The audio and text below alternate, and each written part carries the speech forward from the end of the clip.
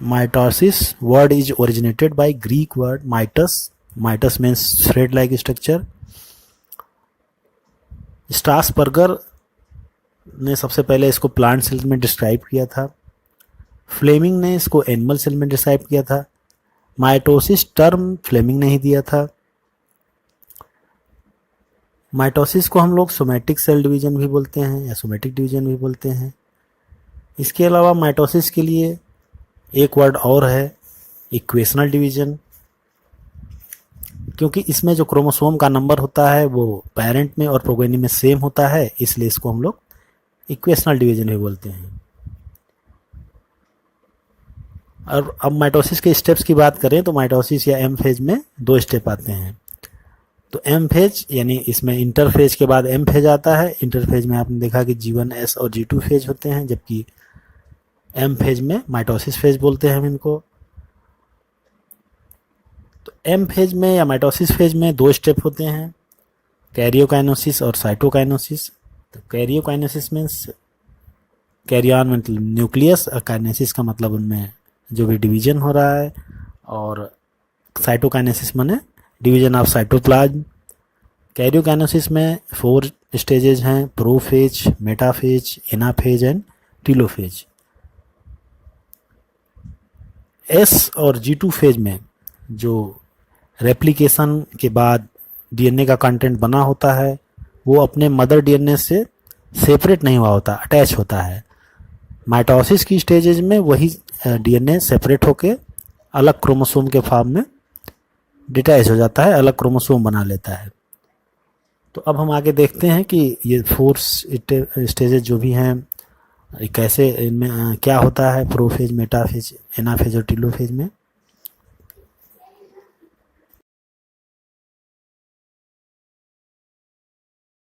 Mitosis की first phase prophase है. तो प्रोफेज में क्रोमोसोम का कंडेंसेशन स्टार्ट होता है.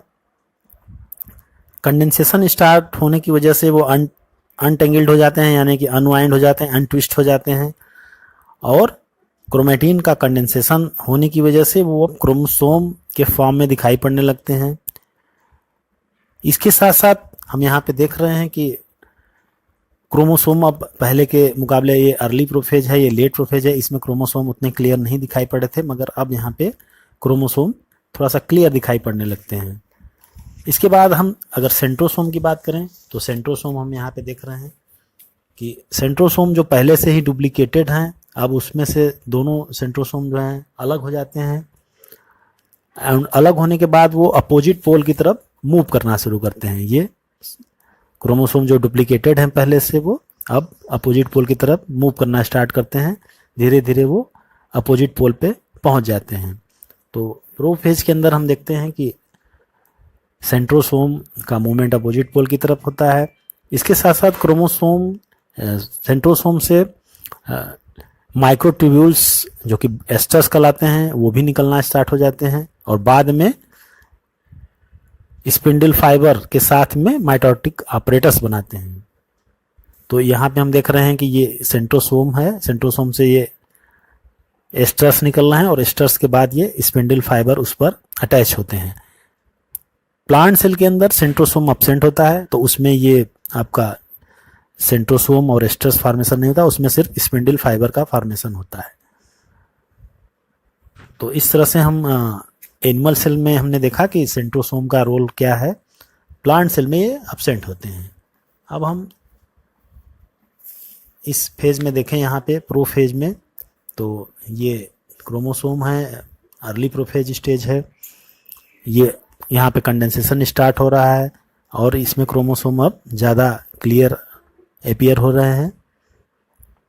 इसके साथ साथ प्रोफेज के लास्ट आते आते Golgi body, endoplasmic reticulum, nucleolus और न्यूक्लियर एनवलप ये डिसअपियर हो जाते हैं. ये न्यूक्लियर एनवलप डिसअपियर हो रहा है, ये सब ऑर्गन्स यहाँ पे धीरे धीरे डिसअपियर होने लगते हैं. अब मेटाफेज, तो मेटाफेज में complete disintegration of nuclear envelope and nucleolus. जो लेट प्रोफेज में हमने देखा कि न्यूक्लियर मेम्ब्रेन डिसअपियर स्टार्ट होती है, यहाँ पर अब पूरी तरह से कंप्लीट हो चुकी होती है और क्रोमोसोम साइटोप्लाज्म के अंदर डिस्पर्स हो जाते हैं। इसके साथ साथ क्रोमोसोम का कंडेंसेशन पूरा हो चुका होता है और क्रोमोसोम अब माइक्रोस्कोप के अंदर क्लियरली विजिबल होते हैं। तो इस तरह से माइटोसिस के अंदर मेटाफेज वो स्टेज है जिसमें हम क्रोमोसोम को क्लियरली माइक्रोस्कोप से देख सकते हैं। अब इस स्टेज में हम देखते हैं कि जो क्रोमोसोम है उसमें दोनों क्रोमेटिड सिस्टर्स क्लियरली सीन होते हैं। यहाँ पे ये सेंट्रोमियर है जिससे कि ये दोनों सिस्टर क्रोमेटिड अटैच हैं और क्लियरली सीन हैं, बिल्कुल दिखाई दे रहे हैं यहाँ पर। इसके अलावा हम देखते हैं कि ये जो स्पिंडल फाइबर्स हैं अब वो पूरी तरह से इस सेंट्रोमियर के आउटर पोर्शन से अटैच हो चुके होते हैं, जिनको कि हम लोग काइनेटोकोर्स बोलते हैं। जैसा कि हमने क्रोमोसोम के स्ट्रक्चर में देखा कि सेंट्रोमियर का वो आउटर सरफेस जहाँ पे स्पिंडल फाइबर्स अटैच होते हैं उसको हम लोग काइनेटोकोर बोलते हैं। और इसके साथ साथ इस फिगर में हम देख रहे हैं कि क्रोमोसोम जितने भी हैं वो एक प्लेन में, इक्वेटोरियल प्लेन में आकर के अरेंज हो जाते हैं। तो मेटाफेज के अंदर हमने देखा कि यहाँ पे स्पिंडल फाइबर का अटैचमेंट हो रहा है और सारे क्रोमोसोम एक प्लेन में जगह एक मान लीजिए प्लेन है तो यहाँ पूरे क्रोमोसोम इस तरह से आकर के अरेंज हो गए। उसमें ऊपर की तरफ भी स्पिंडल फाइबर हैं जो कि सेंट्रोसोम से अटैच है, नीचे की तरफ स्पिंडल फाइबर है। इस तरह से पूरा एक स्ट्रक्चर फॉर्मेशन हो जाता है। इसके बाद हम एनाफेज पे आते हैं। एनाफेज के अंदर अब क्रोमोसोम जो होते हैं वो जो सिस्टर क्रोमेटिड हैं ये आपस में अब सेपरेट होना स्टार्ट हो जाती हैं। इस फिगर में आपने देखें तो यहाँ पे क्रोमेटिड सेपरेट होकर के अपोजिट पोल को मूव करने लगते हैं। इसके बाद टीलोफेज आता है। टीलोफेज में क्रोमोसोम यहाँ पे अब पूरी तरह से आ चुके हैं, इनका क्लस्टर फॉर्मेशन हो जाता है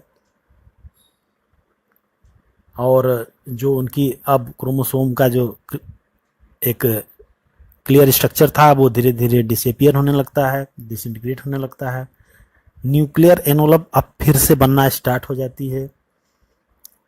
उसके साथ साथ चूंकि अब यहाँ पे दो क्लस्टर बन चुके हैं, एक यहाँ पे, तो दो न्यूक्लियर मेम्ब्रेन का फॉर्मेशन होता है। इसके साथ साथ न्यूक्लियर मेम्ब्रेन बनने के साथ साथ न्यूक्लियोलस का भी रीअपेयरेंस हो जाता है। गोल्जी कम्प्लेक्स, एंडोप्लाज्मिक रेटिकुलम, ये सब अब फिर से जो कि प्रोफेज में डिसइंटीग्रेट हो गए थे अब धीरे धीरे सब वो एपियर होना शुरू हो जाते हैं और इस फेज के ख़त्म होते होते वो सारे स्ट्रक्चर फिर से रीअपियर हो जाते हैं। तो इस तरह से हम देखते हैं कि ये माइटोसिस है। माइटोसिस में 4 फेजेज हैं। 4 फेज में सबसे पहला प्रोफेज, मेटाफेज, एनाफेज और टीलोफेज। तो ये अर्ली प्रोफेज है जब यहाँ पे स्टार्ट होता है कंडेंसेशन। ये लेट प्रोफेज है, यहाँ पे कंडेंसेशन हो चुका होता है, न्यूक्लियर मेम्ब्रेन डिसइंटीग्रेट होना शुरू होती है, न्यूक्लियोलस डिसअपियरेंस होता है। फिर मेटाफेज है। मेटाफेज में स्पिंडल फाइबर फॉर्मेशन होता है, अटैचमेंट होता है, फिर इक्वेटोरियल प्लेन पर आ जाते हैं वो।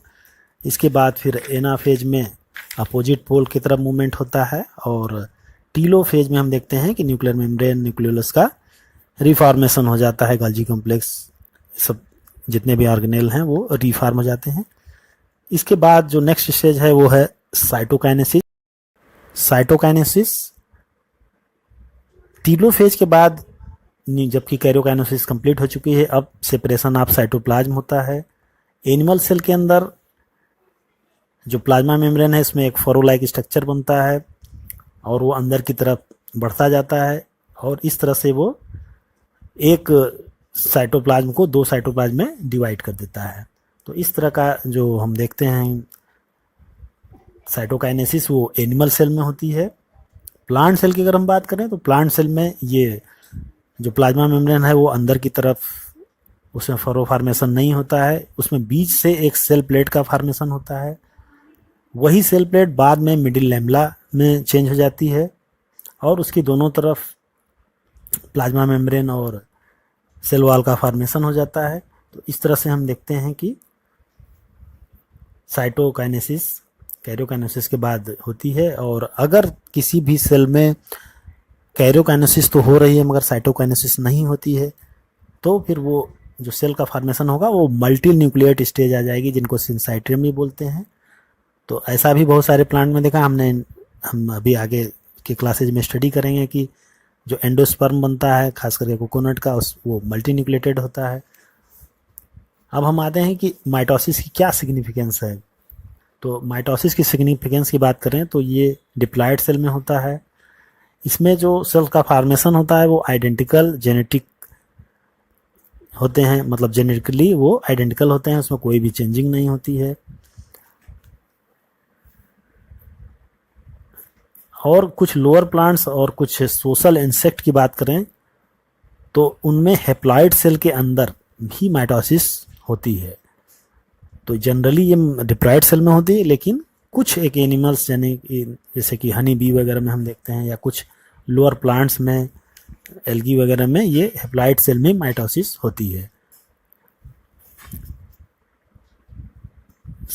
न्यूक्लियो साइटोप्लाज्मिक रेशियो भी इससे मेंटेन होता है, यानी कि जब सेल के अंदर साइटोप्लाज्म का रेशियो बढ़ने लगता है, न्यूक्लियस का रेशियो कम होता है, तो उस समय न्यूक्लियस भी डिवाइड होकर के जो एक न्यूक्लियस और साइटोप्लाज्म का रेशियो है उसको मेंटेन करता है। इसके अलावा बॉडी के अंदर हमारे मोस्टली पार्ट में माइटोसिस सेल डिवीजन ही होता है।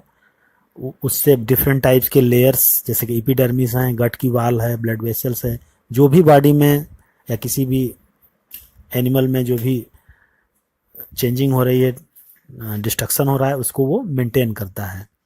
और सेल जो है कॉन्स्टेंटली रिप्लेस होती रहती हैं। हमारे गट की वाल जैसे है उसमें हमेशा डिवीजन होता रहता है। 55 डेज में ऐसा माना जाता है कि पूरी गट में सेल्स न्यू फॉर्मेशन हो चुका होता है। इसी तरह से हम जो मेरिस्टेमेटिक सेल हैं प्लांट्स में, एपिकल और लेटरल मेरिस्टेम, उसमें भी कंटिन्यूअस ग्रोथ होती रहती है और वहाँ पर भी जो डिवीजन होता है वो माइटोसिस ही होता है। तो मोस्टली जो डिवीजन होता है किसी प्लांट या एनिमल इंडिविजुअल में वो माइटोसिस होता है।